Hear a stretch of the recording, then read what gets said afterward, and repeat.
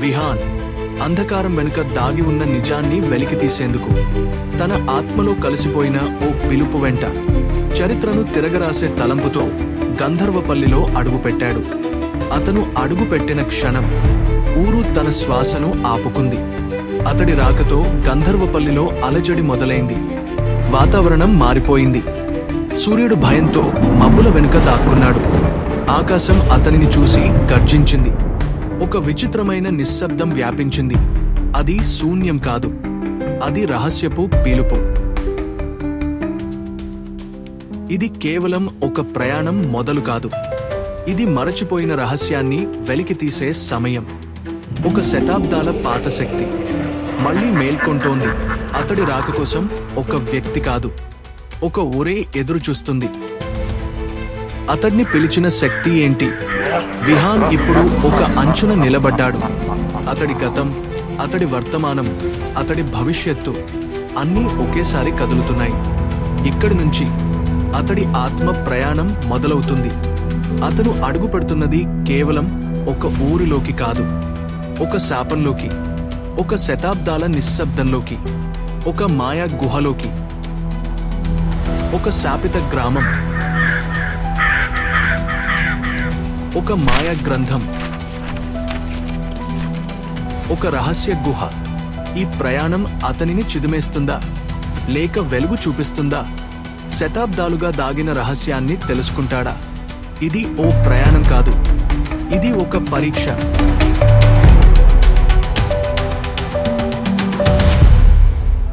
చీకటి మబ్బులు ఆకాశాన్ని కప్పేశాయి. వర్షపు చినుకుల్లో విహాన్ గంధర్వపల్లికి చేరుకున్నాడు. విహాన్కి ఆ ఊరి వాతావరణం మొదటి చూపులోనే అసహజంగా కనిపించింది. ఊరి చివర ఉన్న ఒక వృద్ధునిని కలిసి విహాన్ ఇలా అడిగాడు. తాతగారు, ఇక్కడ ఉన్న మాయా గుహ గురించి తెలుసుకోవటానికి వచ్చాను. దాని మార్గం చెప్పగలరా?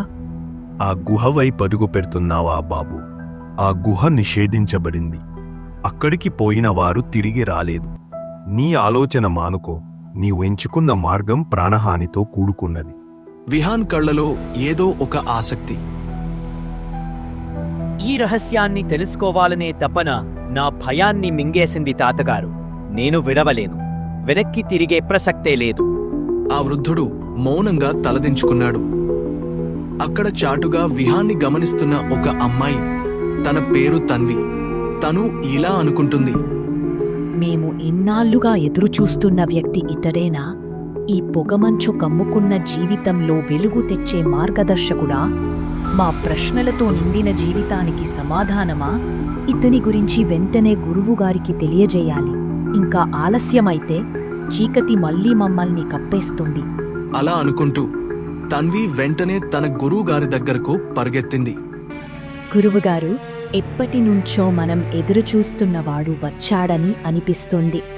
ఆ మాట వినగానే గురువుగారు కళ్ళు ఆనందంతో నిండాయి. అతను శ్వాస తీసుకున్నారు. ఆ శ్వాసలో వారి సమస్యకు సమాధానం దొరికినట్టు అనిపించింది. వెంటనే వారు ఇద్దరూ కలిసి విహాన్ దగ్గరకు వచ్చారు. విహాన్ ఆశ్చర్యంగా వారిని చూశాడు. అప్పుడు గురువుగారు అతనితో ఇలా అన్నారు. నీవు తెలుసుకోవాలని అనుకుంటున్న రహస్యానికి మార్గం నేను చెబుతాను. నీకు ఉన్న ప్రశ్నలకు సమాధానమిస్తాను.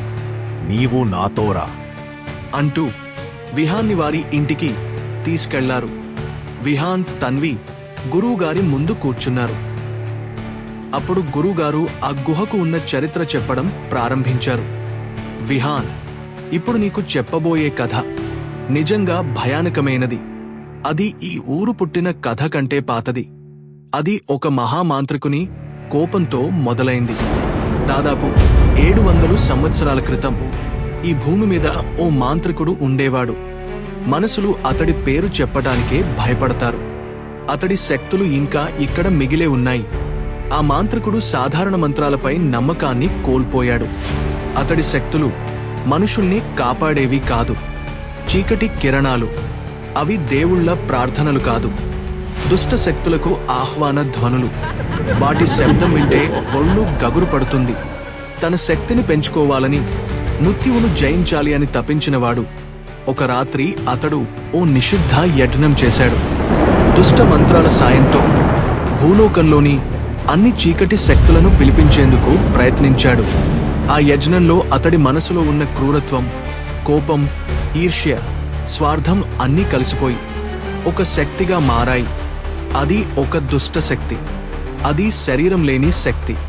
ఒక ఆత్మ కాదు, ఒక అనుభూతి కాదు, అది భయం. ఆ శక్తికి రూపం లేదు, కానీ ఆకలి ఉంది. ఆకలి మనలో ఉన్న భయం. ఆ శక్తి మనలో ఉన్న ధైర్యాన్ని చంపేసి మన మనసులో భయాన్ని నింపి మనల్ని ఆక్రమిస్తుంది. ఆ శక్తి బయటకు వచ్చిన తరువాత మాంత్రికుడిని కూడా జీవించనివ్వలేదు. అతడే ఆ శక్తికి మొదటి బలి. ఆ శక్తి అతన్ని మింగేసింది, అతన్ని ఆక్రమించి ఆ శక్తి అతన్ని తన అధీనంలోకి తెచ్చుకుంది. అది ఇంకా అక్కడే ఉంది. ఎక్కడంటే నీవు వెతుకుతున్న ఆ మాయా గుహలో. ఆ శక్తిని గుహలో బంధించారు, ఒక ప్రత్యేక మంత్రంతో, 4 మూలల పునాదులతో. కానీ అంతం చేయలేకపోయారు. కానీ ఆ శక్తిని అంతం చేసే ఆయుధాన్ని కనిపెట్టారు. ఆ శక్తికి నీకు, నీ గత జన్మకు ఒక సంబంధం ఉంది. నీవు ఎప్పటికైనా పుట్టి వస్తావని దానిని బంధించిన తపస్సులకు తెలుసు. విహాన్, నీవు ఇక్కడికి రావటానికి ఓ కారణముంది. నీ రాకతో గుహ మళ్లీ స్పందిస్తోంది. ఎందుకంటే ఆ శక్తి మళ్లీ మేల్కొనబోతోంది. దానిని అంతం చేసే ఆయుధాన్ని కనిపెట్టు. ఆ గుహలో నీ కోసం ఒక గ్రంథం వేచి ఉంది. అందులో నీ గత జన్మ జ్ఞాపకాలు, నీ పుట్టుకకున్న కారణం, ఆ దుష్ట శక్తిని అంతం చేసే మార్గం ఉన్నాయి. అది నీ రాక కోసం చూస్తుంది. నీవు వెళ్లాల్సిన సమయం వచ్చింది.